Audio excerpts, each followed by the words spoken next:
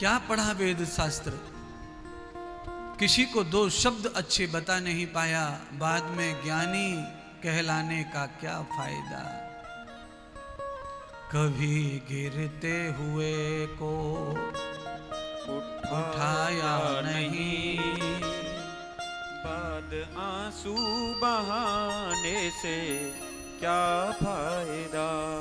आप में से ईमानदारी से बताना मत, खाली अपने अंदर अंदर सोच लेना ईमानदारी से। आपके घर में कोई बुजुर्ग मरा होगा तो आपने भी नाटक तो किया ही होगा रोने का। कई लोग सचमुच का रोते हैं और कई लोग एक्टिंग करते हैं। वो तो कितने सालों से चाह ही रहे थे कि निकले बुढ़ी, निकले निकले, अब निकल गई, बहू की इच्छा पूरी कर दी एक तरह से मानो। अब समाज को तो दिखाना ही पड़ेगा थोड़ा।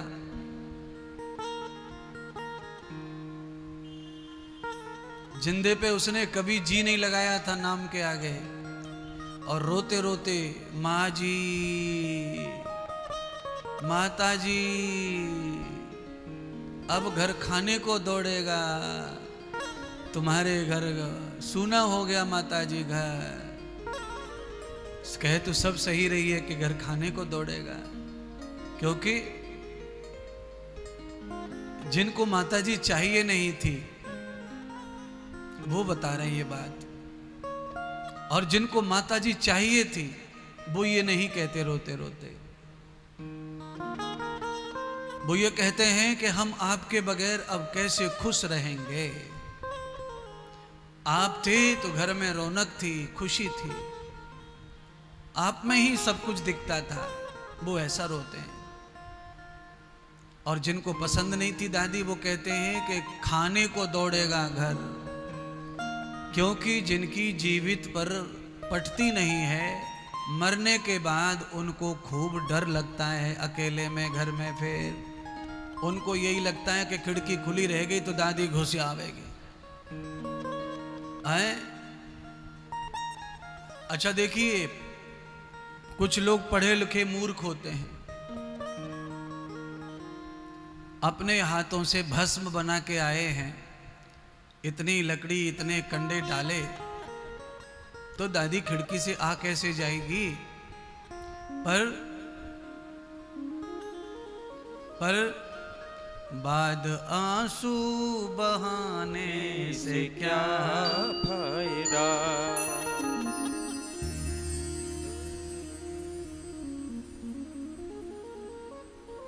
सबके घर में थोड़ा थोड़ा है ये अज्ञान, अव्यवस्था।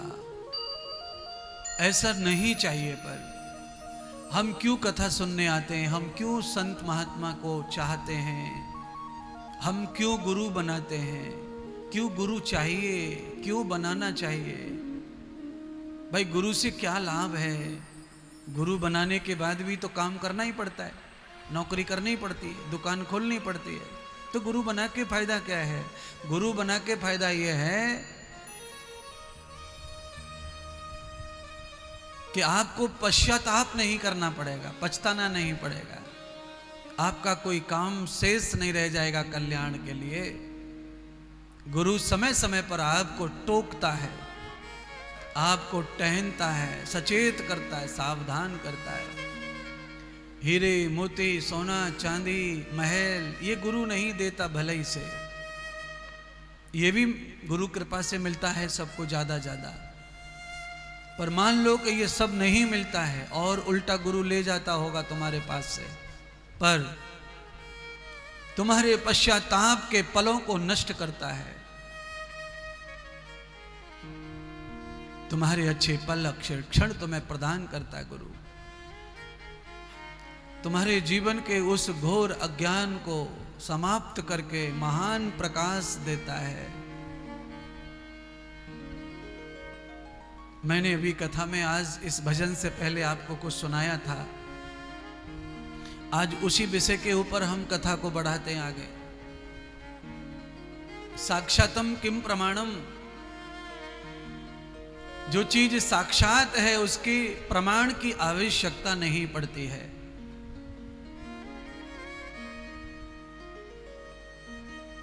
और जो प्रमाण साक्षात नहीं है उसका प्रमाण देना पड़ता है।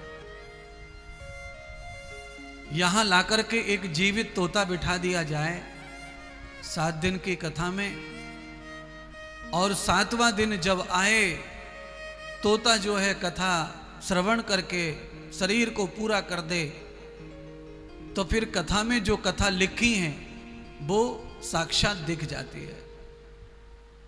इस तरह तोते ने अपने शरीर को त्याग दिया।